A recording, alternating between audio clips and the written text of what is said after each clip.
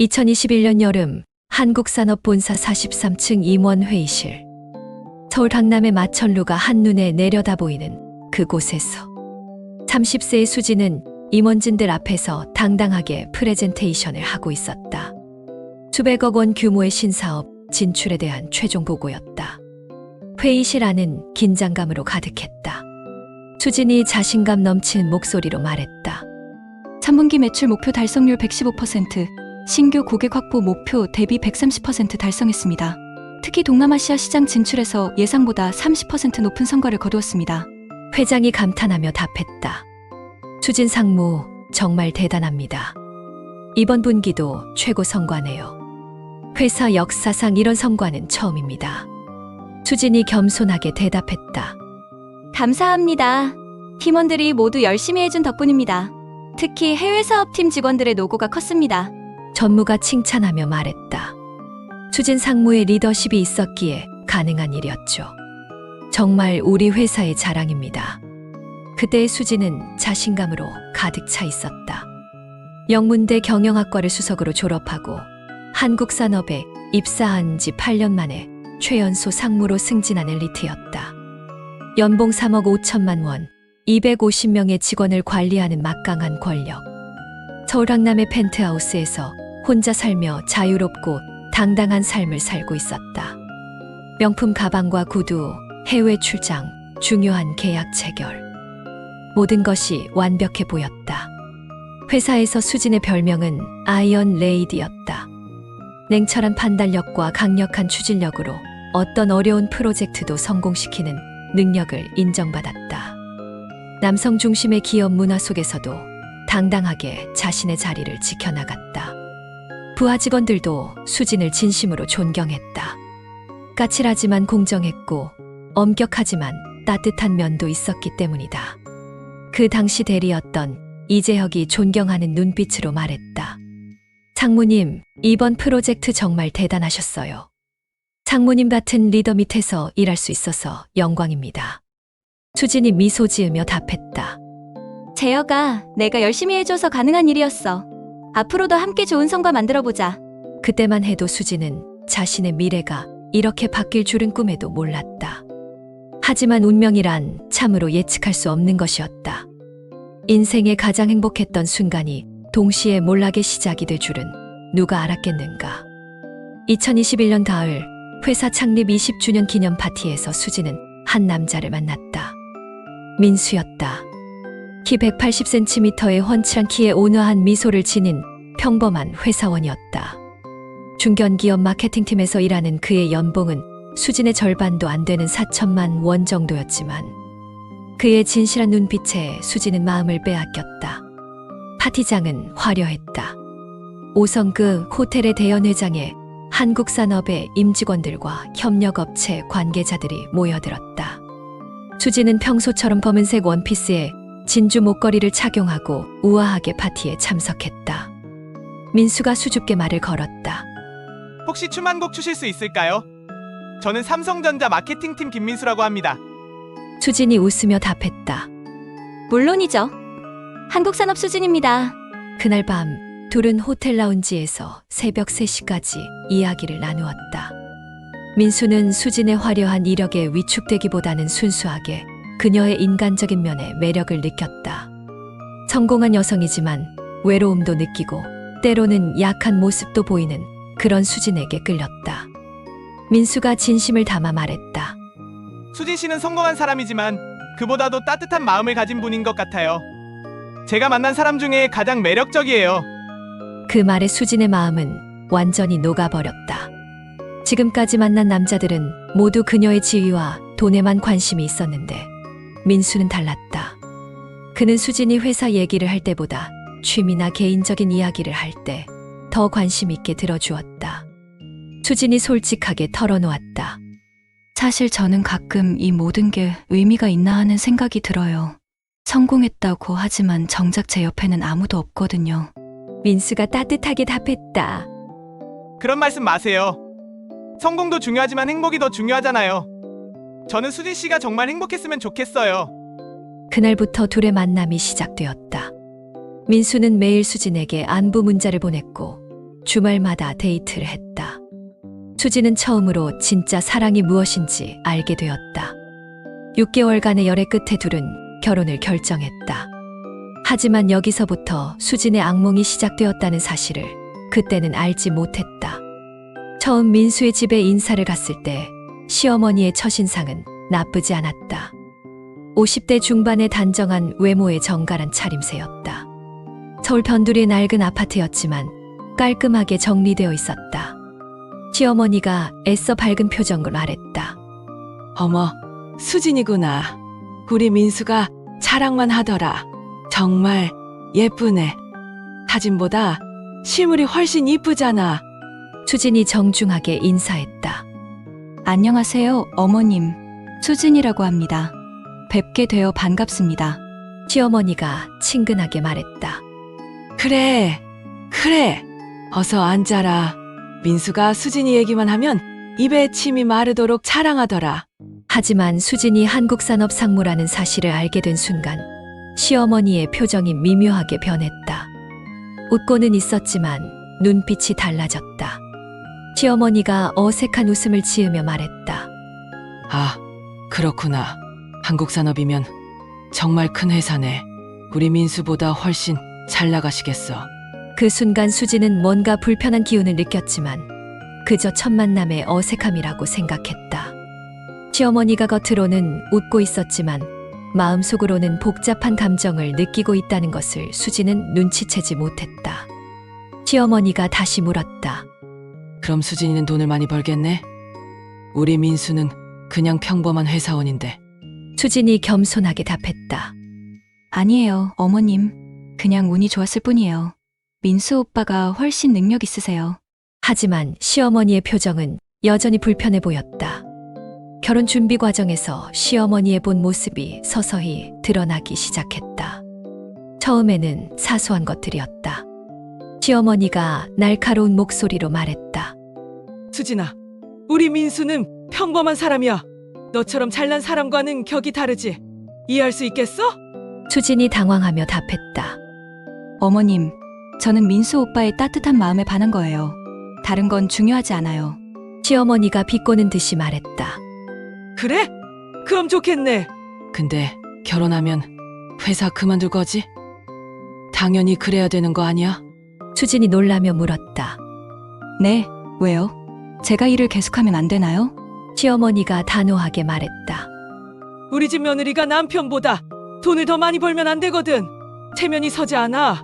그리고 결혼하면 가정에 충실해야지. 일에만 매달릴 수는 없잖아. 수지는 충격을 받았다. 8년간 쌓아온 커리어를 포기하라는 것이었다. 하지만 민수에 대한 사랑 때문에, 그리고 새로운 삶에 대한 기대 때문에 결국 수지는 결혼 한 달 전에 회사를 그만두었다. 퇴사 당일 회사 사람들이 모두 나와서 아쉬워했다. 부장이 안타까워하며 말했다. 수진 상무, 정말 아깝네요. 이런 인재를 놓치다니. 회사 입장에서도 큰 손실이에요. 차장이 걱정스럽게 말했다. 상무님, 정말 후회 안 하실 거예요. 지금까지 쌓아온 커리어가 아까우시지 않아요? 수진이 씁쓸하게 웃으며 답했다. 새로운 인생을 시작하는 거예요. 가끔 그립긴 하겠지만 행복한 가정을 꾸리는 것도 중요하잖아요. 이재혁이 진심으로 말했다. 상무님, 정말 존경했습니다. 상무님 덕분에 많이 배울 수 있었어요. 행복하세요. 하지만 마음 한편으로는 후회가 밀려왔다. 정말 이 선택이 옳은 것일까? 하지만 이미 결정한 일이었다. 동료들이 퇴사 선물로 준 꽃다발을 받아들고 사무실을 나서는 수진의 발걸음은 무거웠다. 8년간 자신의 모든 것을 바쳤던 그 곳을 떠나는 것이었다. 2022년 봄 서울 강남의 웨딩홀에서 화려한 결혼식을 올린 수지는 평범한 신혼생활을 시작했다. 허니문은 유럽으로 2주간 다녀왔다. 파리, 로마, 런던을 돌며 행복한 시간을 보냈다. 민수는 여전히 다정했고 수진도 새로운 삶에 대한 기대로 가득했다. 처음에는 행복했다. 민수는 여전히 다정했고 시어머니도 표면적으로는 친절했다. 수지는 새로운 집에서 요리도 배우고 청소도 하며 주부 생활에 적응하려고 노력했다. 하지만 신혼여행에서 돌아온 지 일주일 만에 시어머니의 본격적인 갑질이 시작되었다. 시어머니가 거실에 앉아 큰 소리로 말했다. 수진아, 여기 와봐. 빨리. 수진이 부엌에서 설거지를 하다가 급히 나와 답했다. 네, 어머님.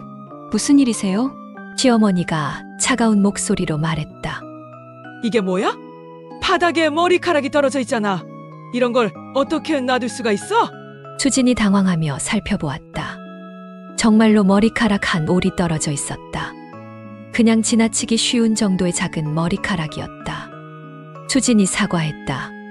죄송해요, 어머님. 못 봤네요. 바로 치울게요. 시어머니가 언성을 높였다. 바로 치우면 뭐해? 처음부터 떨어뜨리지 말았어야지. 이렇게 더러운 집에서 어떻게 살라는 거야? 정말 답답해. 수진이 고개를 숙이며 답했다. 죄송합니다. 앞으로 더 조심하겠습니다. 시어머니가 한숨을 쉬며 말했다.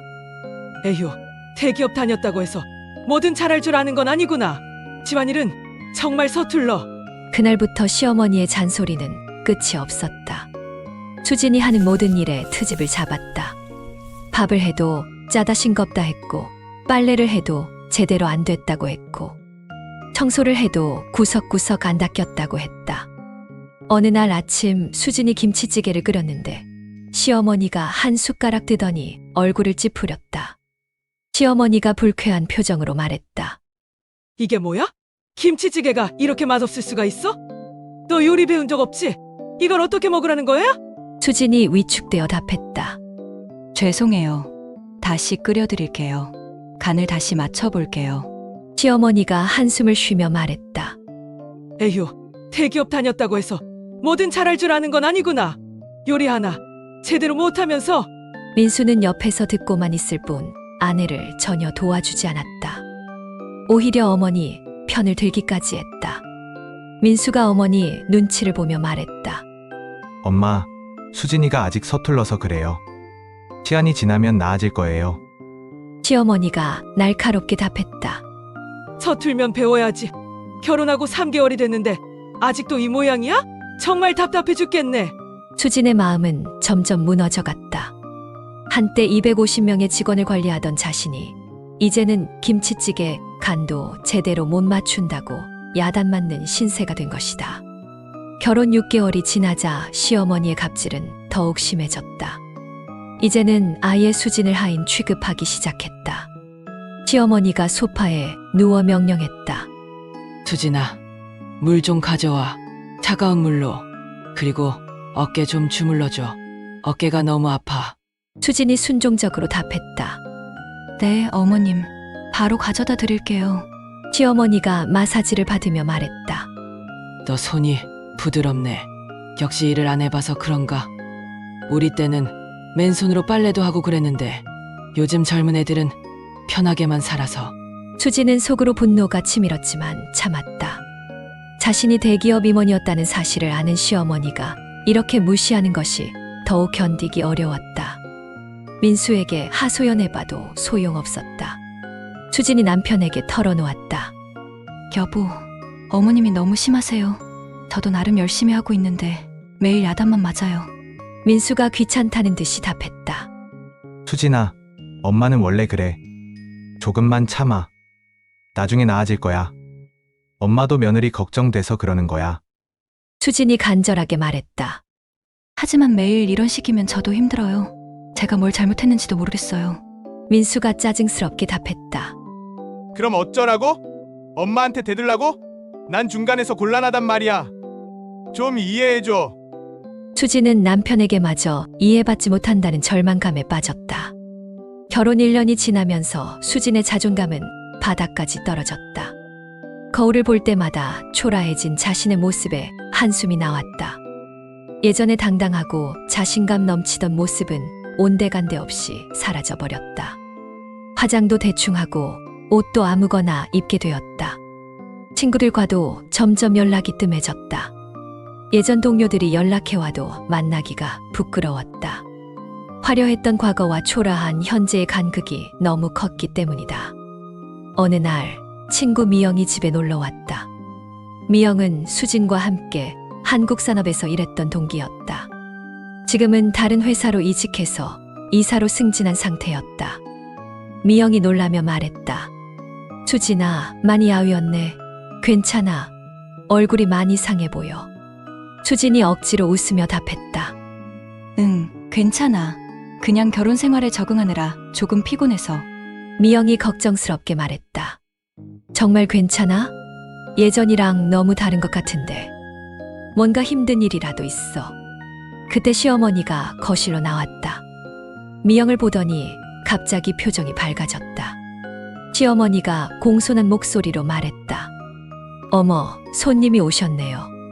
안녕하세요. 정말 오랜만에 수진이 친구분이 오셨네요. 미영이 인사했다. 안녕하세요. 수진이 대학 동기 미영이라고 합니다. 뵙게 되어 반갑습니다.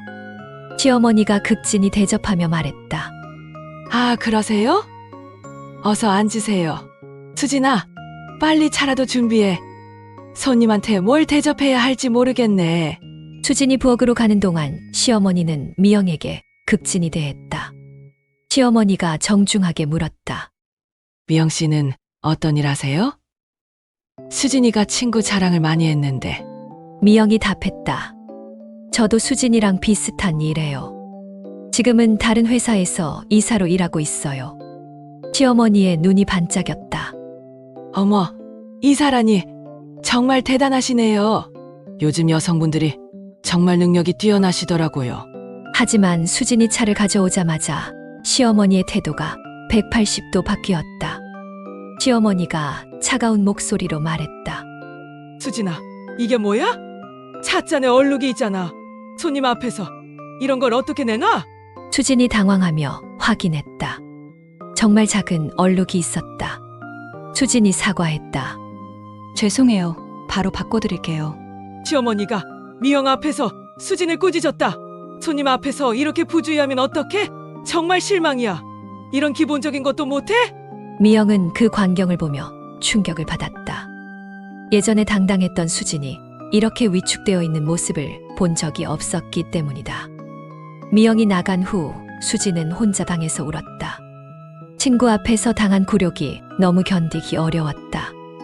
예전에는 동등한 관계였던 친구 앞에서 이렇게 무시당하다니. 결혼 2년이 지나면서 상황은 더욱 악화됐다. 시어머니는 이제 수진을 아예 투명인간 취급하기 시작했다. 어느 날 수진이 감기에 걸려 몸살이 심했지만 시어머니는 전혀 신경 쓰지 않았다. 시어머니가 무심하게 말했다. 수진아, 민수 저녁은 차렸어? 벌써 6시가 넘었는데. 수진이 힘겹게 답했다. 어머님, 죄송해요. 몸이 좀 아파서 결이 많이 나요. 시어머니가 짜증스럽게 말했다. 몸이 아프면 뭐 어때? 밥은 해줘야지. 우리 민수가 굶으면 어떡하려고? 책임감이 없어. 수진이 일어나려 하며 말했다. 지금 바로 준비하겠습니다. 시어머니가 한심하다는 듯이 말했다. 에휴, 몸 관리도 제대로 못하면서 이러니까 애도 안 생기지. 정말 답답해. 그 말에 수진의 마음은 더욱 아팠다. 결혼 2년이 넘도록 아이가 없는 것도 스트레스였는데 시어머니는 그것마저 수진 탓으로 돌렸다. 39도가 넘는 고열에도 불구하고 수진은 부엌에서 저녁을 준비했다. 어지러워서 몇 번이나 벽에 기대어야 했다. 손이 떨려서 칼질도 제대로 되지 않았다. 민수가 퇴근해서 들어왔지만 아픈 아내보다 어머니 기분을 먼저 살폈다. 민수가 어머니에게 물었다. 엄마, 수진이가 또 뭔가 잘못했어요? 시어머니가 한숨을 쉬며 답했다. 하루 종일 몸이 아프다고 누워있더라. 이러니까 집안일이 제대로 될 리라 있나? 정말 답답해. 민수가 수진을 보며 말했다. 수진아, 좀 더 노력해봐. 엄마도 신경 쓰이시잖아. 감기 정도로 이러면 안 되지. 수진은 아무 말도 할 수 없었다. 이 정도로 아픈데도 남편은 자신보다 어머니 편을 드는 것이다. 그날 밤 수진은 열이 40도까지 올라갔지만 혼자서 해열제를 먹고 버텼다. 시어머니도 민수도 아무도 신경 쓰지 않았다. 며칠 후 수진이 정리를 하다가 서랍 깊숙한 곳에서 자신의 옛 명함을 발견했다. 한국산업전략기획팀 상무 김수진이라고 적힌 그 명함을 보는 순간 수진의 눈에 눈물이 흘렀다. 그때의 자신은 얼마나 당당하고 자신감에 넘쳤던가. 하지만 지금은 39도 열에도 밥을 해야 하는 며느리가 되어 있었다. 수진이 혼잣말로 중얼거렸다.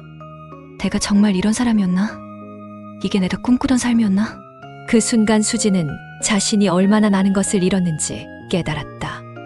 꿈, 커리어, 자존감, 그리고 자신다운 모습까지. 모든 것을 잃고 남은 건 끝없는 굴욕뿐이었다. 결혼 2년 6개월이 지난 어느 날 민수가 퇴근해서 심각한 표정으로 말했다. 민수가 걱정스럽게 말했다. 수진아, 회사에 큰 문제가 생겼어. 정말 심각한 상황이야. 수진이 놀라며 물었다. 무슨 문제? 뭔가 잘못됐어? 민수가 한숨을 쉬며 설명했다. 한국산업이라는 대기업과 계약을 따려고 하는데 담당자가 너무 까다로워. 이 계약 못 따면 우리 회사가 정말 위험해질 것 같아. 정말 중요한 계약이거든. 수진의 심장이 뛰기 시작했다. 한국산업이라니 바로 자신이 8년 동안 몸담았던 그 회사였다. 수진이 조심스럽게 물었다. 한국산업 담당자가 누구예요? 민수가 답했다. 이재혁 이사라는 사람이야. 정말 깐깐하기로 유명하다더라. 우리 같은 중소기업은 아예 상대도 안 해준다고 하더라고. 수진은 깜짝 놀랐다. 이재혁은 바로 자신의 전 부하 직원이었다. 수진이 상무로 있을 때 대리였던 그가 이제 이사가 된 것이다. 얼마나 많은 시간이 흘렀는지 실감이 났다. 하지만 수진은 아무 말도 하지 않았다. 자신의 과거를 드러내고 싶지 않았기 때문이다. 시어머니가 그 이야기를 듣고 비꼬듯이 말했다. 그 수진이가 대기업 다녔다고 하니까 뭔가 도움이 될 줄 알았는데 결국 아무 쓸모 없네. 정말 실망이야. 민수도 실망한 듯 말했다. 수진이도 한국산업 다녔는데 아는 사람 하나 없어? 정말 답답하네. 수진이 거짓말을 했다. 제가 있던 부서는 달라서 잘 모르겠어요. 워낙 큰 회사라서. 시어머니가 한심하다는 듯이 말했다. 에휴, 그럼 거기서 뭘 했다는 거야? 정말 답답하네. 쓸모없는 경력이었구나. 그날 밤 수지는 잠을 이루지 못했다. 이재혁의 이름을 듣는 순간 과거의 모든 기억이 되살아났다. 그때 수진이 얼마나 능력 있는 상무였는지, 이재혁이 얼마나 수진을 존경했는지 모든 것이 떠올랐다. 하지만 지금의 수진은 그런 과거를 인정받기는커녕 쓸모없다는 소리까지 들어야 하는 신세였다. 며칠 후 민수가 더욱 절망적인 소식을 가져왔다. 민수가 좌절한 목소리로 말했다. 수진아, 이재혁 이사가 우리 제안서를 완전히 거절했대. 이제 정말 끝인 것 같아. 회사가 문 닫을지도 몰라. 시어머니가 민수를 위로하며 말했다. 우리 민수 잘못이 아니야. 그냥 운이 없었던 거지. 상대가 너무 까다로운 거야. 하지만 수진을 보며서는 차가운 말을 했다. 정말 아쉽네. 수진이가 조금이라도 도움이 됐으면 좋았을 텐데. 진짜 쓸모없어. 그 순간 수진의 마음속에서 뭔가가 꿈틀거리기 시작했다. 참고 또 참았지만 더 이상은 견딜 수 없을 것 같았다. 바로 그때 초인종이 울렸다. 누군가 찾아온 것이다. 민수가 문을 열어보니 정장을 입은 여성이 서 있었다. 방문자가 정중하게 말했다. 안녕하세요. 한국산업 전략기획팀 정은 팀장입니다. 김수진 상무님 댁이 맞나요? 그 순간 거실의 모든 사람들이 얼어붙었다. 김수진 상무님이라는 단어가 공기 중에 맴돌았다. 시어머니와 민수는 믿을 수 없다는 표정으로 정은을 바라봤다. 민수가 당황하며 말을 더듬었다. 상무님이요. 저희 집에 그런 분은 없는데요. 혹시 잘못 오신 거 아닌가요? 정은이 확인하듯 물었다. 김수진 씨 맞으시죠? 한국산업 전략기획팀에서 상무로 계셨던 분 말입니다. 제가 직접 확인하고 왔는데요. 수진은 온몸이 굳어버렸다. 3년간 숨겨왔던 모든 것이 한순간에 무너지려 했다. 심장이 미친 듯이 뛰었고 손바닥에 식은땀이 났다. 시어머니가 의심스러운 눈빛으로 수진을 쳐다보며 말했다. 수진아, 이게 무슨 소리야? 너 한국산업에서 상무를 했다고? 수진이 떨리는 목소리로 부인했다. 아, 아니에요, 어머님. 분명히 동명이인이실 거예요. 저는 그냥 평사원이었어요. 하지만 정은은 확신에 찬 표정이었다. 아닙니다. 제가 직접 모셨던 상무님이세요. 3년 전까지 저희 팀의 리더셨는데 갑자기 사라지셔서 모든 직원들이 걱정했어요. 정은이 가방에서 명함을 꺼내 보여주었다. 저는 당시 수진 상무님 밑에서 일했던 대리 정은입니다. 지금은 팀장이 되었고요. 민수가 어리둥절한 표정으로 아내를 바라봤다. 수진아, 이게 정말이야? 너 나한테 평사원이었다고 했잖아. 수진의 마음은 복잡했다. 이제 와서 모든 것을 털어놓을 수도 없고 그렇다고 계속 거짓말을 할 수도 없는 상황이었다. 시어머니가 날카로운 목소리로 추궁했다. 수진아, 지금 당장 대답해. 내가 정말 상무였다는 거야? 그 순간 수진의 마음속에서 뭔가가 터져버렸다.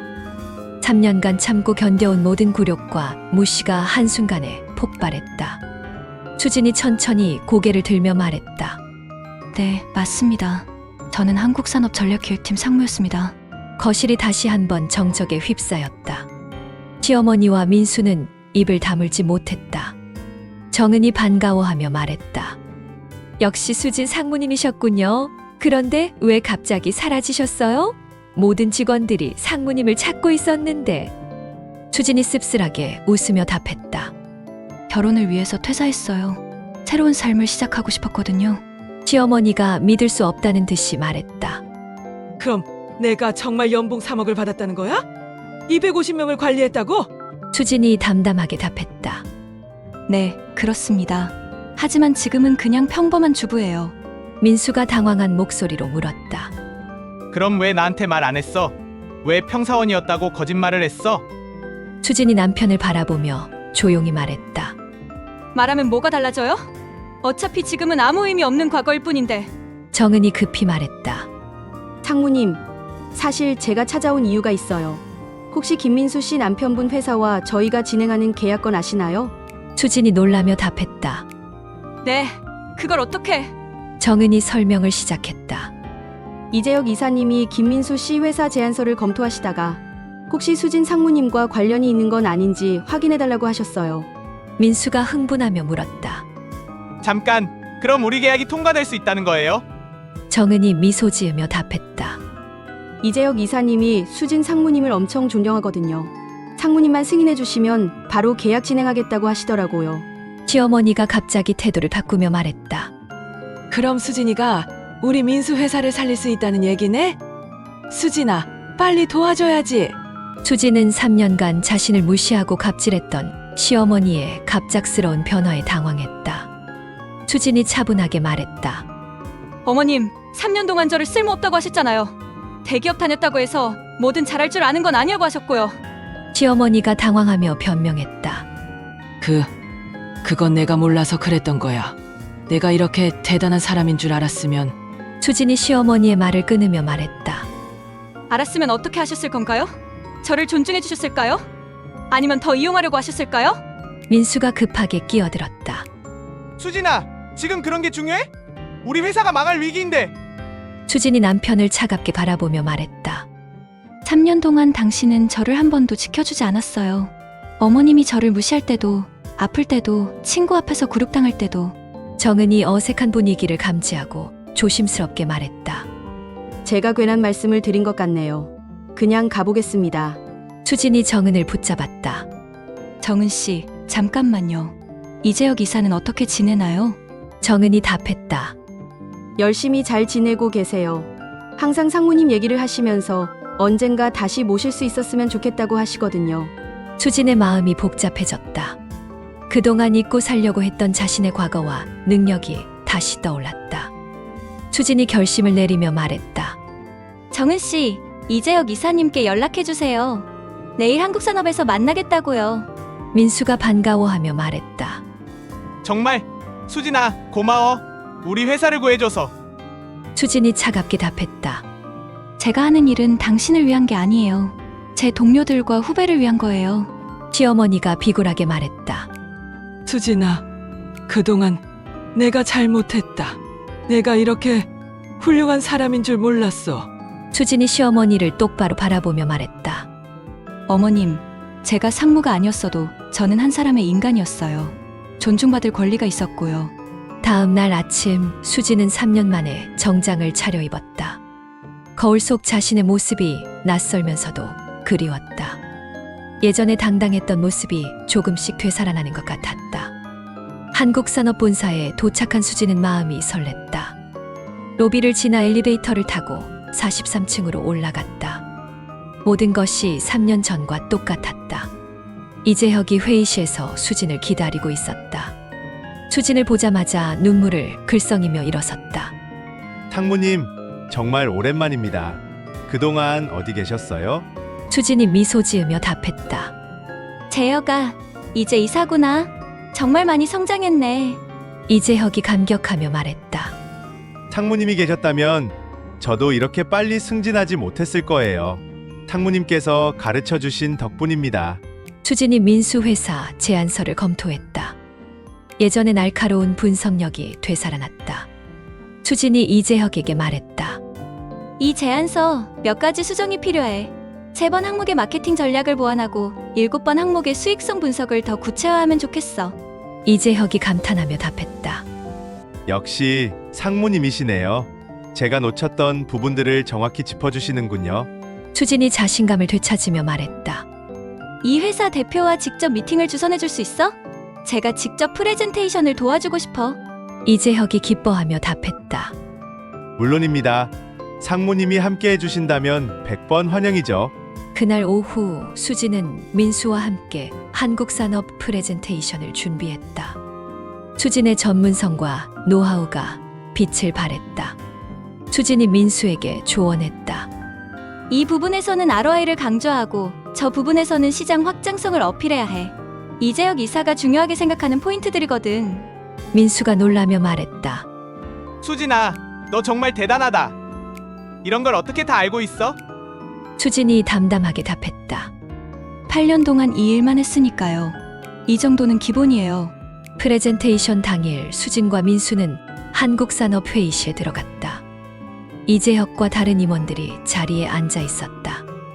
이재혁이 소개했다. 여러분, 오늘 특별히 김수진 전 상무님이 함께 해주셨습니다. 다른 임원들이 수진을 알아보고 반가워했다. 임원 중 한 명이 말했다.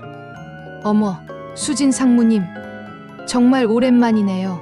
그동안 어디 계셨어요? 수진이 정중하게 인사했다. 안녕하세요. 잠시 쉬고 있었습니다. 프레젠테이션이 시작되었다.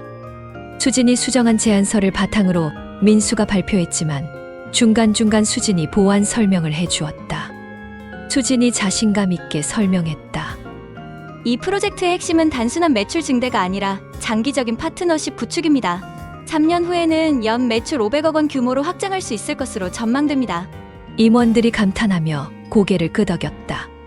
수진의 전문성은 여전히 빛나고 있었다. 프레젠테이션이 끝난 후 이재혁이 선언했다. 이 제안서를 승인하겠습니다. 김수진 전 상무님이 보증하시는 프로젝트라면 믿을 수 있습니다. 민수가 기뻐하며 수진의 손을 잡았다. 수진아, 정말 고마워. 우리 회사가 살았어. 수진이 조용히 답했다. 이제야 제가 누구인지 아시겠어요? 집으로 돌아가는 길에 민수가 말했다. 수진아, 나 정말 미안해. 그동안 너를 제대로 보지 못했던 것 같아. 수진이 창밖을 바라보며 답했다. 저를 보지 못한 게 아니라 보려고 하지 않았던 거죠. 집에 도착하자 시어머니가 문 앞에서 기다리고 있었다. 수진을 보자마자 깊게 고개를 숙였다. 시어머니가 진심으로 사과했다. 수진아, 정말 미안하다. 내가 너무 무식해서 너의 진가를 몰랐어. 용서해 줄 수 있겠니? 수진이 시어머니를 바라보며 말했다. 어머님, 저는 상무였기 때문에 존중받아야 하는 게 아니에요. 사람이기 때문에 존중받아야 하는 거예요. 시어머니가 눈물을 흘리며 말했다. 내 말이 맞다. 내가 정말 잘못했어. 앞으로는 절대 그러지 않을게. 그날 밤 수진과 민수는 진솔한 대화를 나누었다. 민수가 반성하며 말했다. 수진아, 나 정말 한심했지? 내 아내가 이렇게 훌륭한 사람인데 지켜주지도 못하고. 수진이 남편의 손을 잡으며 말했다. 여보, 이제라도 서로를 제대로 알아가요. 진짜 부부가 되는 거예요. 민수가 진심으로 말했다. 앞으로는 절대 엄마 편만 들지 않을게. 내가 내 인생에서 가장 소중한 사람이야. 몇 개월 후 수지는 한국산업에서 컨설턴트로 일을 시작했다. 완전히 복직하지는 않았지만 자신의 전문성을 발휘할 수 있는 일이었다. 어느 날 저녁 수진이 특별한 소식을 가지고 집에 돌아왔다. 수진이 가족들에게 말했다. 여러분께 말씀드릴 게 있어요. 시어머니와 민수가 궁금해하며 바라봤다. 수진이 미소 지으며 발표했다. 저 임신했어요. 시어머니가 기뻐하며 외쳤다. 정말? 우리 수진이가? 아이고, 너무 좋다. 민수가 수진을 안으며 말했다. 수진아, 정말 고마워. 우리 아이가 엄마를 닮아서 똑똑하고 당당하게 자랐으면 좋겠어. 시어머니가 수진의 손을 잡으며 말했다. 수진아, 앞으로 집안일은 내가 다 할게. 넌 몸조리만 해. 수진이 따뜻하게 웃으며 답했다. 어머님, 고마워요. 이제 정말 가족 같은 느낌이에요. 그날 밤 수진은 창문 너머로 별들을 바라보며 생각했다. 힘들었던 3년이었지만 결국 모든 것이 제자리를 찾았다. 자신의 진가를 인정받았고 가족들도 변했다. 수진이 배를 쓰다듬으며 속삭였다. 우리 아기야, 엄마가 너에게 들려줄 이야기가 많단다. 어떤 상황에서도 자신을 잃지 마라. 내가 누구인지 잊지 마라. 창밖에서는 첫눈이 내리기 시작했다. 새로운 시작을 알리는 것처럼 하얀 눈송이들이 조용히 땅에 쌓여갔다. 수진의 이야기는 끝이 났지만 새로운 인생은 이제 막 시작되는 것이었다. 진정한 자신을 되찾은 수진과 변화한 가족들의 앞날은 희망으로 가득했다. 그리고 몇 년 후 수진은 자신의 경험을 바탕으로 책을 출간했다. 제목은 숨겨진 나를 찾아서였다. 많은 여성들이 그 책을 읽고 용기를 얻었고 수진은 진정한 롤모델이 되었다. 진실은 언제나 빛을 발한다. 그리고 진짜 사랑은 서로의 진면목을 알아봐 주는 것이다. 수진의 이야기가 증명해 주듯이 결국 모든 것은 제자리를 찾게 되어 있다.